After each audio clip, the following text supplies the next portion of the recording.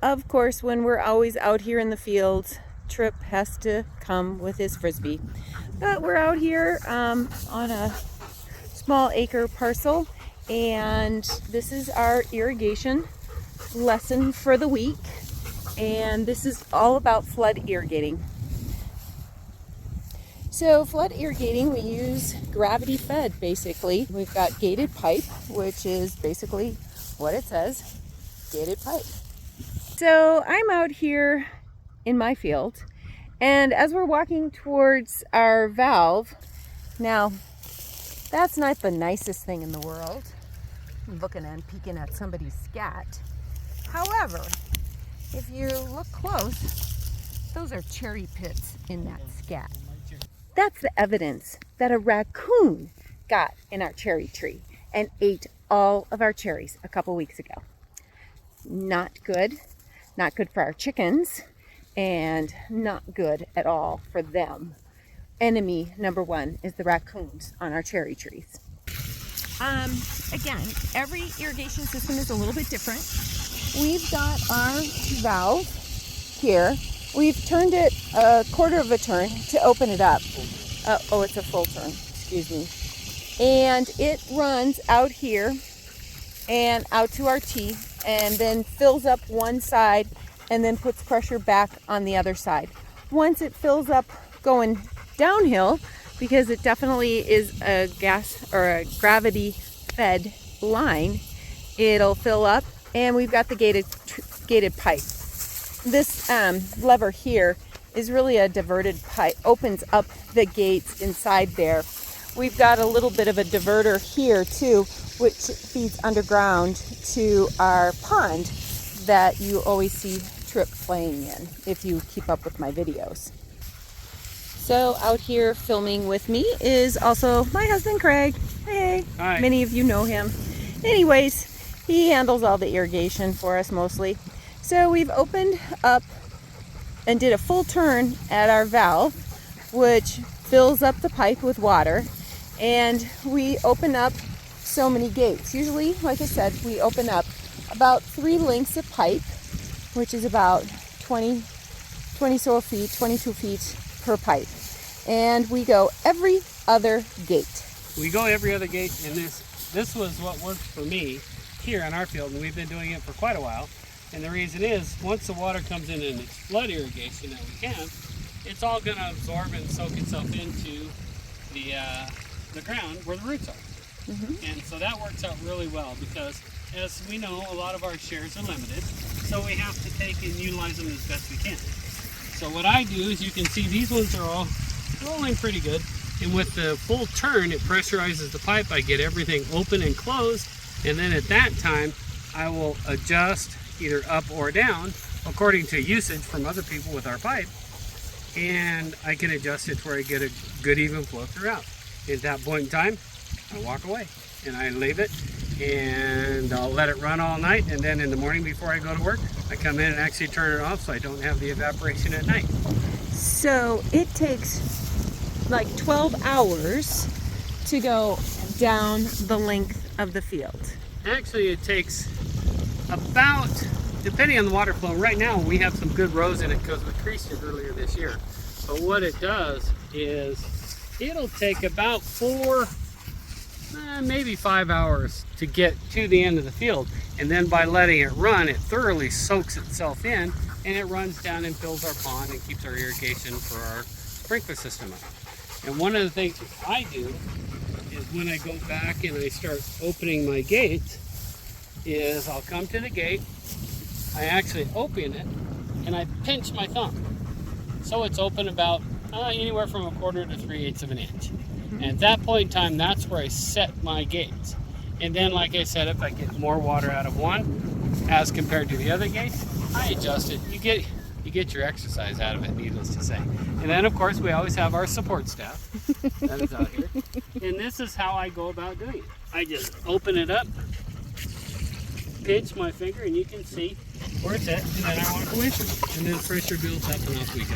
What do you think, Daisy? Support staff number 2. And of course, if you're going to do this, you have to have very colorful attire like Craig has on. Today I am a fashion statement. He's got his fishing shirt with those beautiful muck boots. You always wear muck boots because you don't know what's going to jump out of those. We've had a couple frogs and toads and spiders and everything else jump out of them. You can see how dry some of these rows are. We are on a 3-week rotation with our neighbors. Loma Country Farms out here in Loma land. We have 27 houses that irrigate throughout the course of a 3-week rotation. About 9 of us on each side.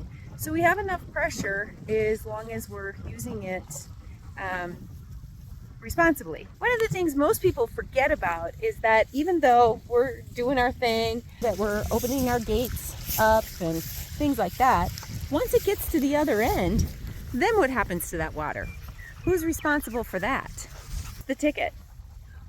When that water comes out of our gate, as I mentioned, goes down the field, me as a homeowner, am totally responsible for it.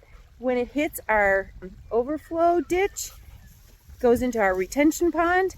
If our retention pond gets too full, it goes out to Reed Wash and then out to the Colorado River again for somebody else to use. So we are responsible for keeping that ditch clean and our runoff ditch. Now, as I was walking along here and out to our fields, I'm going to show you the runoff ditch from my neighbors. Even though it runs the length of our property, it is their responsibility to keep that ditch clean because it's their water hitting it, not mine. One of the things that people have comes directly from Grand Valley Irrigation. I've spent a lot of time talking with some of the original people who are part of it, and our support staff again is Loving Life. This is how he gets so dirty. Yep, playing in the mud.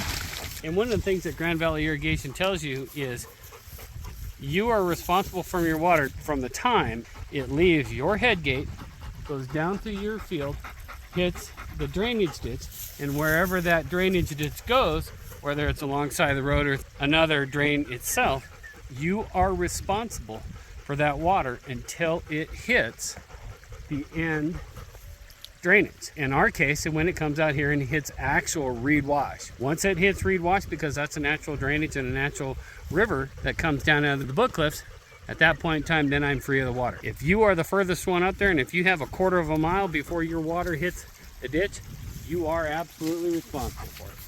What do you do about the water that Trip pushes out? He wears it. And are we responsible for that? Well, my towels are. And Daisy, of course, stays nice and clean. She always keeps an eye on our neighbors and on the cows over there. Everybody uses their land for a little bit different things. They've got cows, they've got llamas, they've got horses, which is really cool. Except for when the llamas are making the crazy sound, if you're not used to it. Daisy is part of the quality control. She follows Craig everywhere he goes, and she checks and makes sure that all the gates are opened appropriately to their proper width and opening. Now looking at what we have, I've closed all the other existing gates that I had. And as you can see, there's not a lot of water that is coming out, especially. We have some good flow that's coming across all of it, but you can see. So what I will do is now I will go back and adjust it like I mentioned beforehand, and I will take and I will notch it up probably only a 1/4 of a turn, and then I'll adjust it and see it from there, and if I have to turn it back down, I will, because we have to maintain our water flows. Just a little history lesson for you. All these water districts, when I mention Orchard Mesa Irrigation District, Grand Valley Irrigation Company, Mesa County Water Users Association, Grand Valley Water Users Association, Redlands Power Plant and Water, and Palisade, they all were created over 100 years ago. So if you didn't have water to your land in 1892, you are never going to have water to your land. It doesn't matter what you want or anything. You just won't get it. So a lot of these water companies have been amazing stewards of our land and our water resources. And we have to really tip our hats to them, because without them, we wouldn't have this system. and somebody's foresight to look at that and say, this is what this valley needs. Without it, we'd be just a desert again. Then what would we do? So this is Regina Stout with her support staff, signing off and signing off. Okay, thanks for checking in with us.